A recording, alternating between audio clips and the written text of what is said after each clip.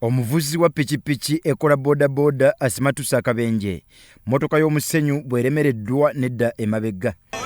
Kati bano babadde batema. Owasino tulaka. Naso nakuba bali eri emotoka yiri wali. Nakuba bano kati bano ne bakuba ku pavement kuno. Ne bagala bakole kibadde ne babuukako. Kitegeera. Geoffrey Nkwanga akyatendereza Katonda kuba pikipiki namba UFT 835U ekimotoka kijirinnye ne yefunyafunya yonna. Ebadde yambuka nga naffe twambuka. Wetuuseewo nedda emabega sino tulaka. Kati mukudde emabega naye kuba eno.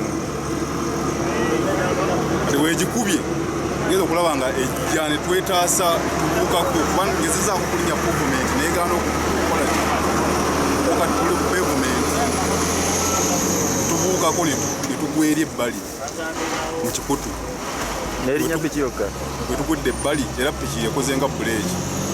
Motoka namba UBQ 589H ku kasozi eremereddwa okuyingiza giya nedda emabega n'erinnya motoka namba UBD 921B ne pikipiki.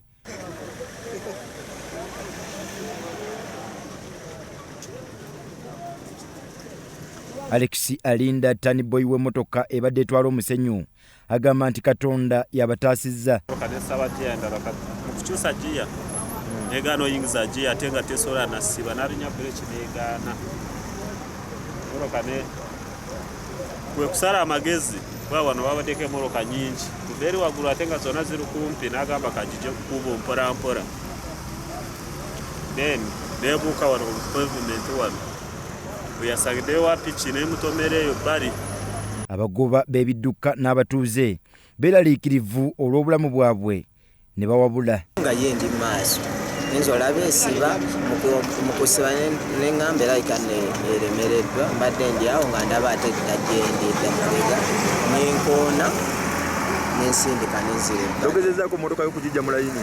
Gezezaako okwagala okyusaamu ndabe nga nziremaga nga ndabayo takisi kati ebizzeeko motoka kutuuka kunze endabira ntandika oyiika n'ensindika ebbali kyekintaasizza kunsindika bbali n'envaamu nga ndi mulamu bulungi. Nva Masaka nzija wano ngenda kukola nina adde wakukeera kujja kukola nina ndowooza nti obudde tujja kunsobozesa kumakya okukeera okukola ki bijja okukola naye ngamba kanzije kati kawungeezi nsoleyo nsobole nkyokukola ki kukeera okutambuza emirimu gy'abakama bange naye bawongere batteremuko ku ampu zituyisa obi zitukuba noddeyo waka ng'olinga ava okulwana ne musajja muno naye bongere batteremu ka ampu ffe tetugaanye ne sipiidi bakendezeeko akasipiidi tetugaanye oba alinnyeeko naye nga sipiidi batuteremu ampusi.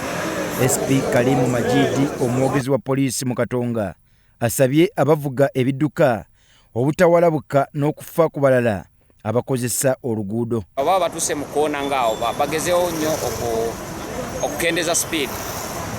Oluusi motoka eyo eba etuse mu koona ate ng'erina ebintu byetisse bizitowerera sayidi emu oluusi biyinza ogikozesa accident.